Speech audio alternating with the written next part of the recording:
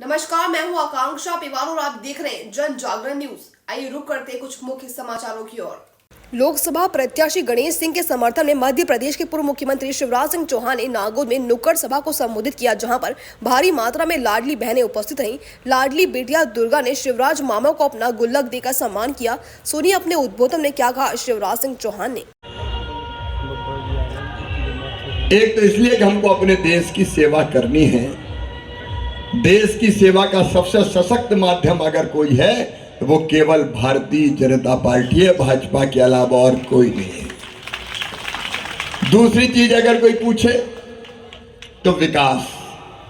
नागौद वालों बताओ, दिल पे हाथ रख के ईमानदारी से बताओ, विकास के जो काम भारतीय जनता पार्टी की सरकार ने किए हैं कभी कांग्रेस ने किए क्या? जोर से बताओ, किए क्या? कांग्रेस और विकास का कोई लेना ही देना नहीं है। सड़क हो, बिजली हो, पानी हो।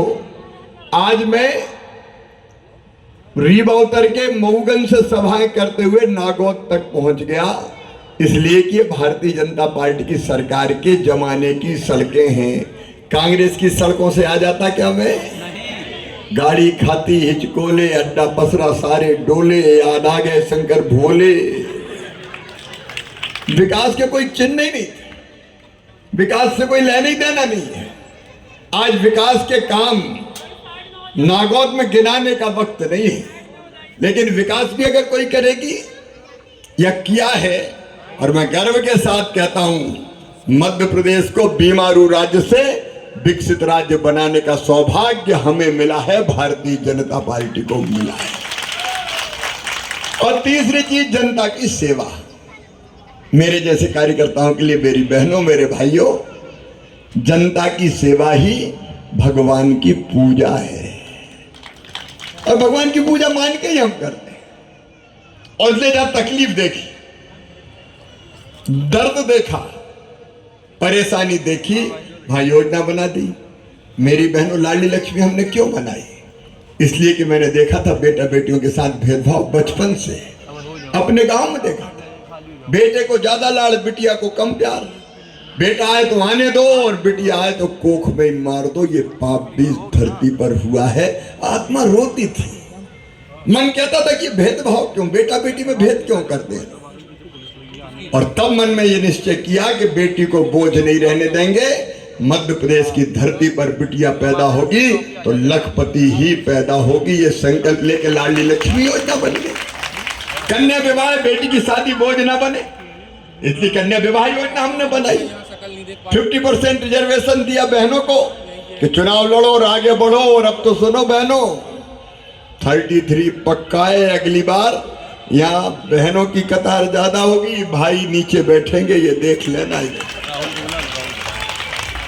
और लाडली बहना इस दर्द के कारण बनी कि बहन को अगर जरूरत 1500 की भी पड़ जाए तो हाथ फैलाने पड़ते थे गरीब बहन को। मायके भी जाना हो तो डरती थी कि जाऊंगी तो भैया के बेटा बेटी दौड़ेंगे और कहेंगे बुआ जी हमारे लिए क्या लाई हो।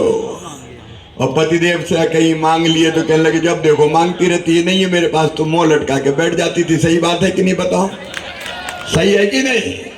और तब मन में यह भाव पैदा हुआ कि इस धरती के साधनों पे क्या स्त्री जाति का कोई अधिकार नहीं है? क्या बहनें ससुराल जाते समय अपनी मां के सीने से चिपक के रोते हुए आंसुओं के सागर में डूबती रहेगी? और तब मन में आया कि बहनों के आत्मसम्मान के लिए और आत्मविश्वास के लिए उनका अकाउंट होना चाहिए और हर महीने उस अकाउंट में पैसा आना चाहिए। लाडली बहना एक झटके में 1,32,00,000 बहने लाडली बहनाएं बन गई। और अब सुन लेना, केवल लाडली बहना तक सफर रुकेगा नहीं, अगला सफर है लखपति बहना, लखपति बहना। और ये हम करके रहे। प्रधानमंत्री जी ने कह दिया है लखपति दीदी अभियान वो चलेगा। और मैं तो जब तक जीऊंगा मेरी हर सांस अपनी बहनों और बेटियों की सेवा करेगी। मेरे लिए गंगा, गीता, गायत्री, सीता, सत्या, सावित्री और दुर्गा, लक्ष्मी, सरस्वती है तो मेरी बहन है और मेरी बेटियां हैं।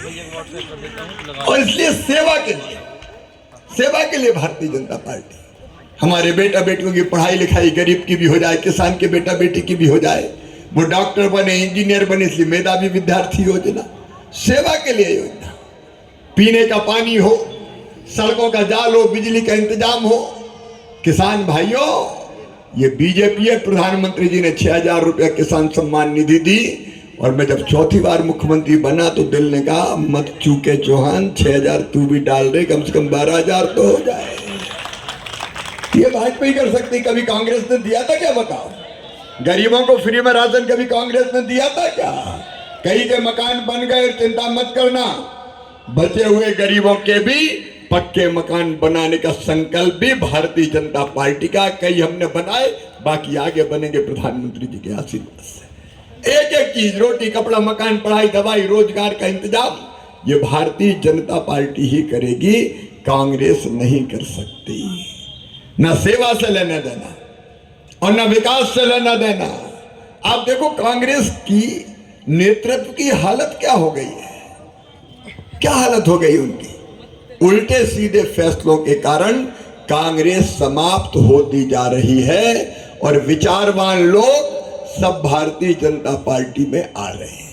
धारा 370 का विरोध, 3 तलाक का विरोध, अरे और तो और, अयोध्या में भगवान राम की जन्मभूमि पर दिव्य और भव्य मंदिर बना।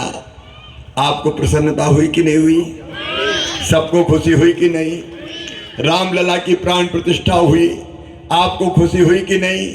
सारा देश आनंद से नाच रहा था। बहनों ने दीप जलाए, रंगोली बनाई, नौजवानों ने केसरिया पताका फहराई, आनंद उत्सव मनाया गया। सारा देश आनंद में मगन था, लेकिन एक पार्टी रो रही थी, गम मना रही थी, दुख मना रही थी। कौन सी पार्टी है वो? कौन सी पार्टी है? और इसलिए तो यादवेंद्र सिंह जी जैसे नेता कांग्रेस छोड़ छाड़ के चले आए। बड़ी देर भई नंदलाला, क्यों कोई कांग्रेस में रहे? लिख के मना किया उनने, लिख के निमंत्रण मिला था, निमंत्रण। अब जब निमंत्रण मिला के रामलला की प्राण प्रतिष्ठा में आओ, कौन कौन गए? अंसारी बंधु गए। अंसारी बंधु, अंसारी बंधु वो थे जिन्हें बाबरी मस्जिद का केस लड़ा था। अंसारी बंधुओं ने कहा कि सुप्रीम कोर्ट का फैसला हम मानेंगे और हम अब जाएंगे रामलला की प्राण प्रतिष्ठा में। अंसारी बंधु चले गए, कांग्रेस ने लिख के मना कर दिया कि हम नहीं जाएंगे।